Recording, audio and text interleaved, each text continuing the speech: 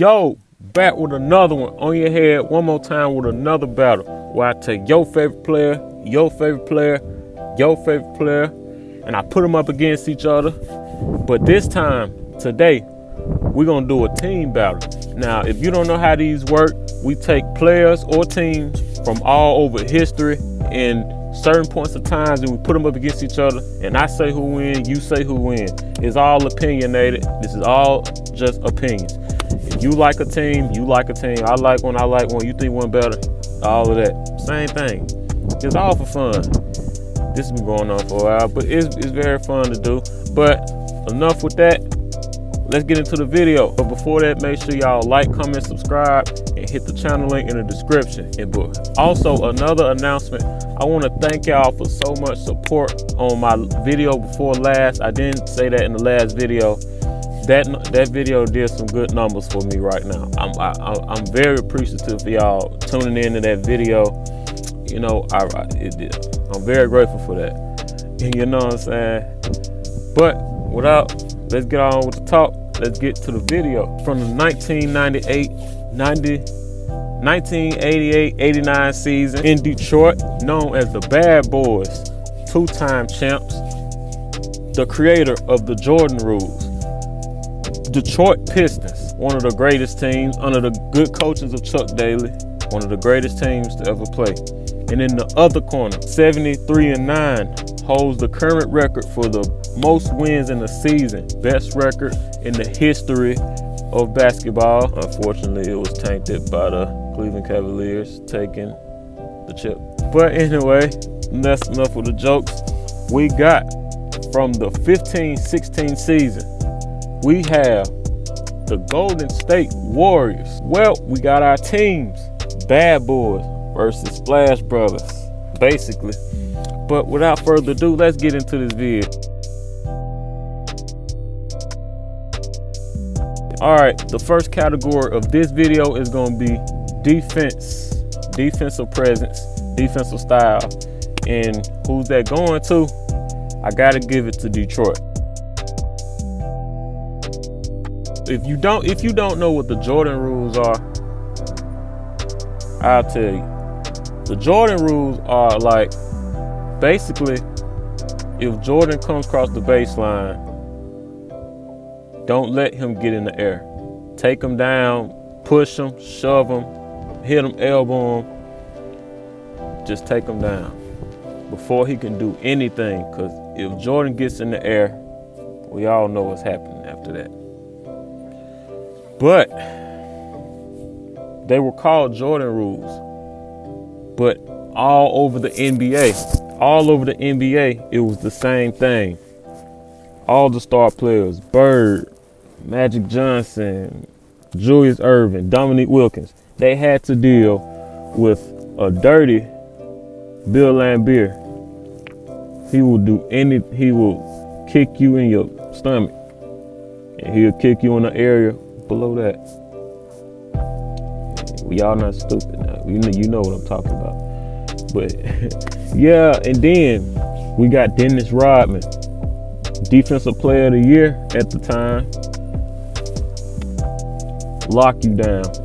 He doesn't even have to play dirty. He doesn't have to play dirty like John Sally and Aguirre. He doesn't even have to play dirty. All Dennis Rodman has to do is just play his normal defense, catch rebounds.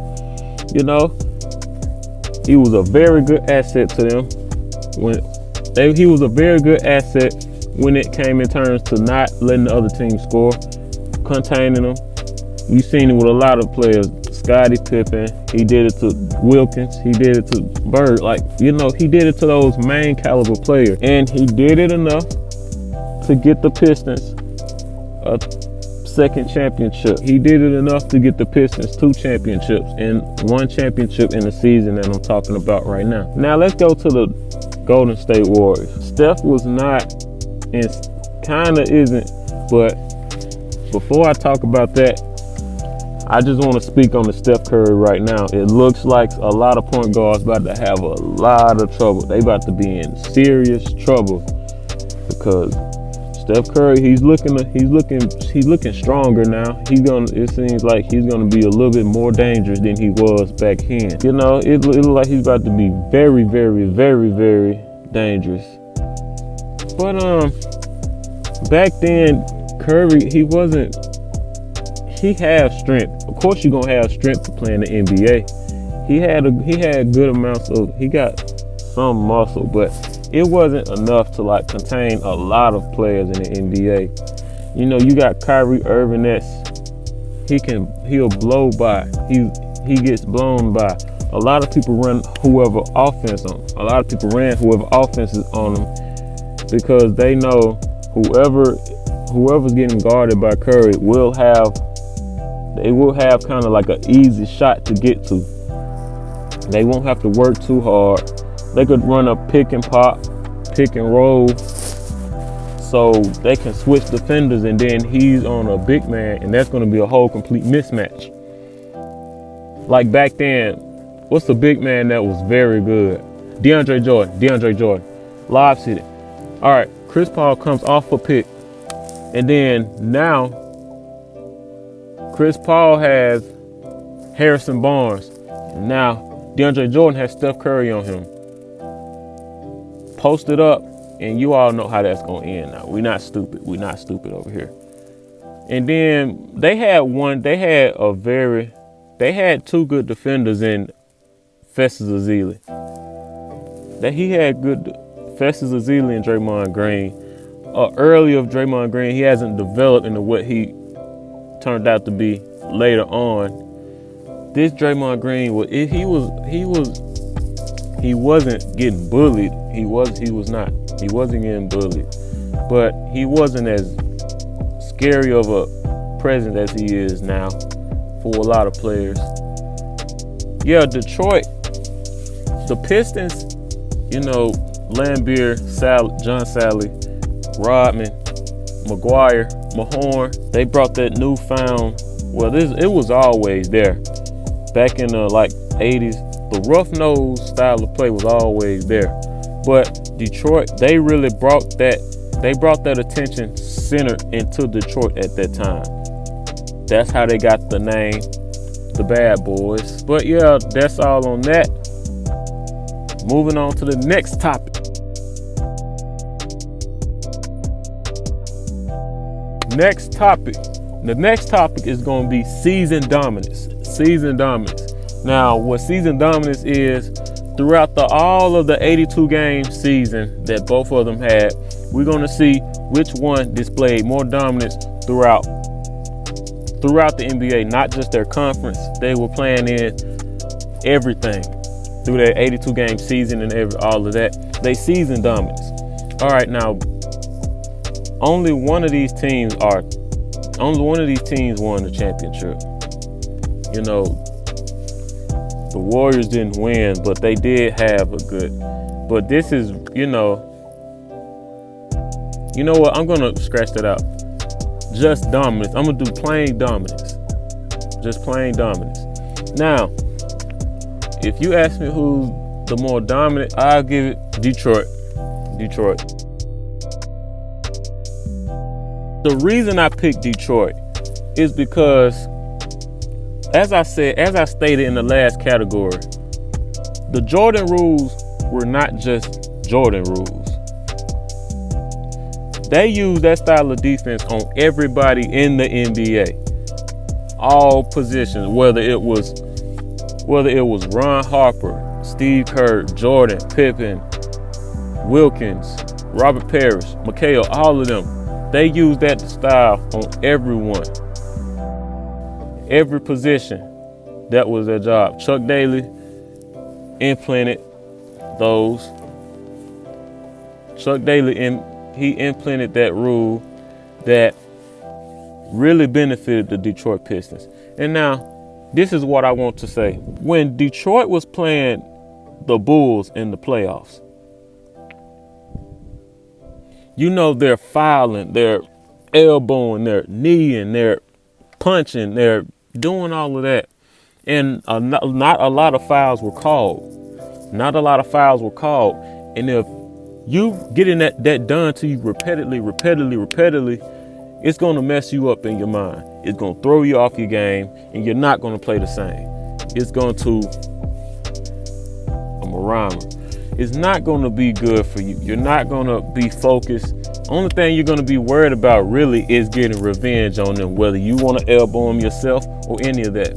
And imagine doing that to all the other, like 29 other teams, throwing them off their game. That intimidated a lot of people. That intimidated a lot of players. A lot of players didn't look forward to playing in Detroit because they know what was coming to them. They were not a friendly team to play against. And you know, Isaiah Thomas wasn't one of the most liked guys back then anyway. He wasn't liked. Like, him and Magic Johnson had their little problems going on. Him and Jordan got their problem going on right now. Like, when you add all that together, rough style of play, and then a lot of times Isaiah Thomas wasn't liked by his own teammates, but they put that aside and then they took that on to the other players so they could dominate through the whole season. Basketball is more than just mental and skill. It's also mental. It's more than just physical and actual. It's a mental game too. You can be as good as you want to, but if your mind's not right, you can cost your team a win. You can cost yourself to get fouled out. You could cost yourself an injury, possibly. You can cost yourself an injury. Now, you know the Warriors. You know what was going on, the three-point assault by Steph Curry.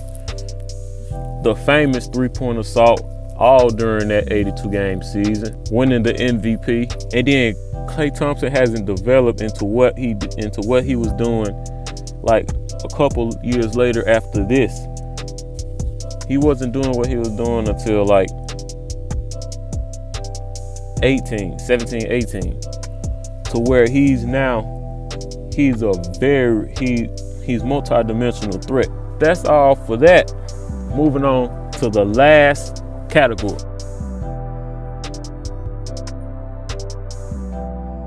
All right, we're gonna make this the prime topic. This is the prime topic of this versus battle, and we're gonna bring up highlights for highlights again. Now, this time, who's winning these highlights? We all know who's winning the highlight, man. The Warriors. The Warriors win the highlight. Steph Curry really carried this category for real.